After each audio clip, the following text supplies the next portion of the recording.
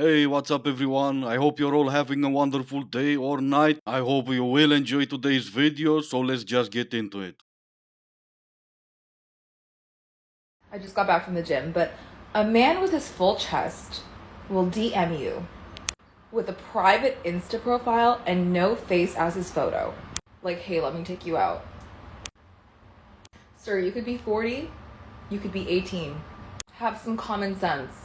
Speaking of chest, no, never mind. I just got back from work, and that's just as relevant to everyone like yesterday. If the point of your video was that you go to the gym, talk about that in your video. A man with a full chest DM'd you. How do you know? They have no pictures on their account and their account is private, so how do you know? And in the end, if it didn't work, they will stop DMing you. As long as there's some of you responding to their DMs, they're gonna keep doing it.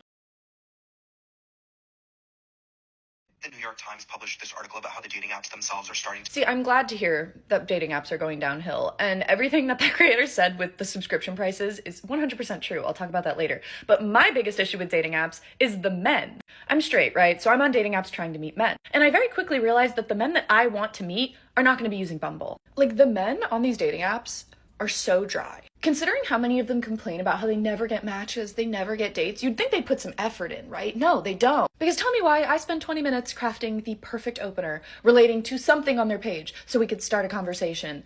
And they just hit me back with, yeah, it's pretty cool. What am I supposed to do with that, Frank? Hinge is like, oh, the app meant to be deleted. Mission accomplished. I deleted it. Not for the reason you wanted me to, but I deleted it. I refuse to subscribe to dating apps. I now subscribe fully to the idea that, I'll meet someone eventually. Probably. It'll work itself out. And Bumble is no better. Bumble is also terrible. All the men are so dry. I see a guy, he has a great sense of style. I'm like, oh, maybe this guy has like some interesting takes about style or something. Opener about his clothes. Yeah, I guess I thrift. Oh, cool. I like thrifting too. Cool.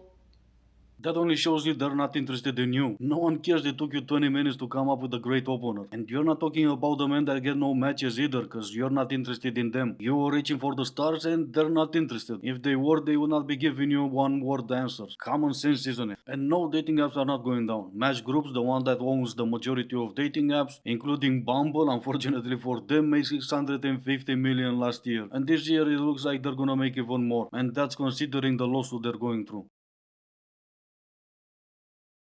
I have just had the biggest epiphany ever. I have realised why it is that men don't like me anymore. And the answer, ladies and gentlemen, is because I am being myself.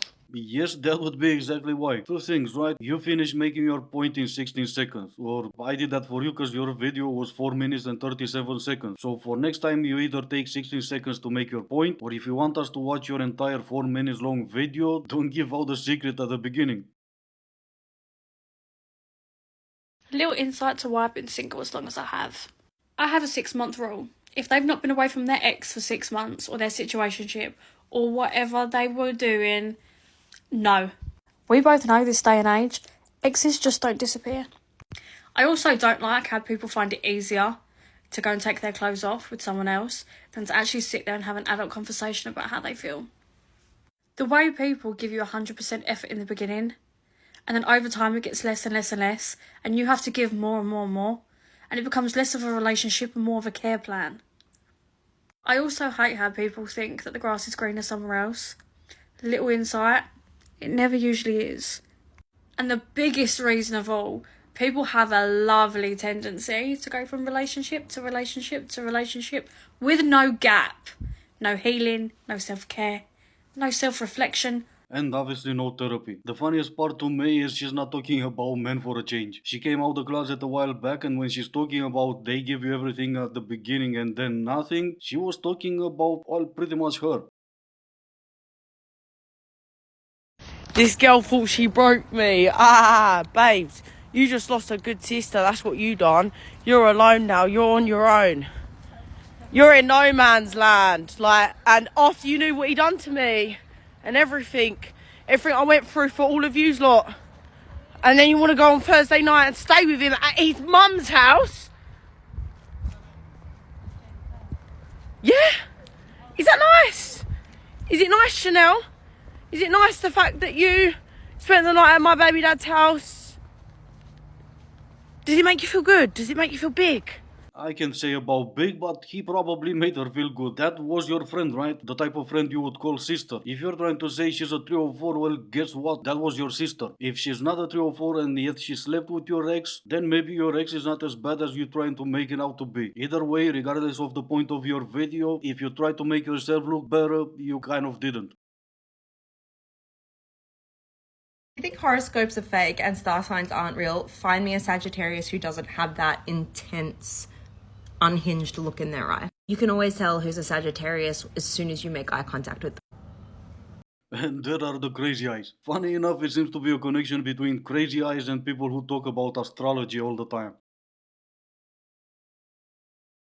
Is it actually true that no good men exist anymore, or is it true that the men you've been dating haven't been good men? I'm going to tell you a little story about a good guy friend of mine, and I've been able to observe his dating life and what shows up for him and how it creates these stories. And I want you to understand how this can actually apply to any one of us. We can be honest, this friend has some work to do on himself. He has this tendency to go for very interesting women. And he is becoming a little more aware of it, but for the longest time, this was a very subconscious choice where he would go for those women over the women who could show up more secure and could have more of a healthy relationship with him and had that potential to be a good long-term partner. Now, I listen to him say the exact same thing that I hear women saying all the time. Dating sucks, it's not worth it, there's no good women out there, right? Women say this same exact about men. So if we look at this example of this friend of mine, of course those healthy, great women are not going to be part of his reality because he's subconsciously choosing the women who are opposite of that. He is putting his energy into women who are not actually what he wants. And of course, like I said, he does have work to do on himself.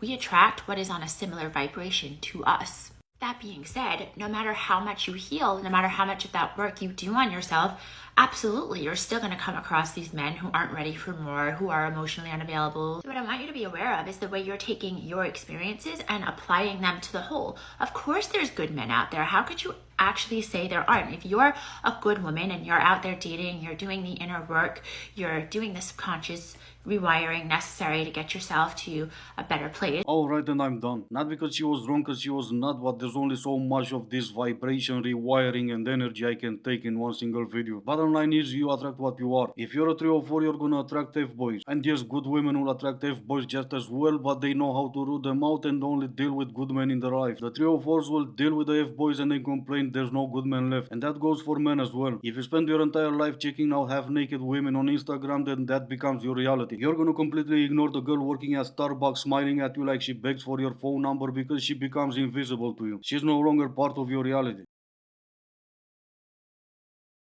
I'm just gonna roast you. Be nice to me. Okay, so I actually think this is a huge red flag, is when a man says that his hobby, or they'll say their love language is teasing or roasting. I think that's a huge red flag. Because you know with a guy like that, you're going to hear eventually, it was just a joke, don't be so sensitive, or okay, I won't joke about something like that again, like, ugh, you know. And we don't want to be too sensitive, and we don't want to be like no fun. And yeah, that's exactly what you are. I guess that roots me out because obviously. And that's a shame really because our kids would have been beautiful. Oh well, I guess I'm gonna have to look for someone who can take a joke then. Hi TikTok, I'm being a bitch right now because there's a boy at a coffee shop that's near my house that I think is so cute that I literally just go to every morning just to see him, and I want to ask for his Instagram, but I'm actually horrified. My friend is with me and she's like, just go talk to him, and I'm like, well, what if he says no? Oh, he will. Save yourself the rejection and go to a different coffee shop. Hey, what? First one to the car has to cook dinner, wash dishes, go, go, go, go, go, go, go, go. Woohoo! Good job, man. You can beat it. Yeah, I know. So for dinner, I want maybe some rice, some beans, some carne asada. Yeah, wait until she tells you what she wants. How are you so easy to be played with? Anyway, this is gonna be it for today. As always, I do hope you enjoyed it. If you didn't, I still appreciate you for making it this far. Thank you all so much for watching. Stay safe and I will see you in the next one.